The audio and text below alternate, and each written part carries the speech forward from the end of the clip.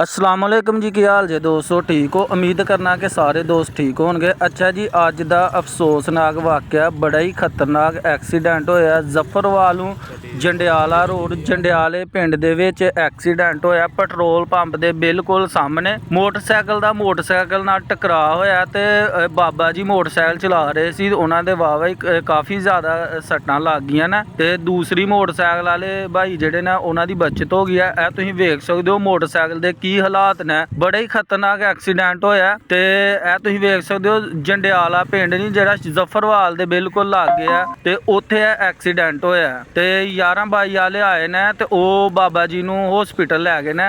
यह तुसीं वेखो जफरवालों जिहड़ा जंडियाले नूं रोड जांदा, रोड भी काफ़ी ज़्यादा खराब है ते मोटरसाइकिल ते तेज़ चलदी नहीं, यह पता नहीं किन्नी क तेज़ मोटरसाइकिल ते जांदे पे ही ते एक्सीडेंट बड़ा ही खतरनाक होया ते यह तुसीं गड्डी दा चक्का वेख सकदे हो। यह लोग कट्ठे होए ने काफ़ी ज़्यादा ते जंडियाले पिंड दे विच पेट्रोल पंप दे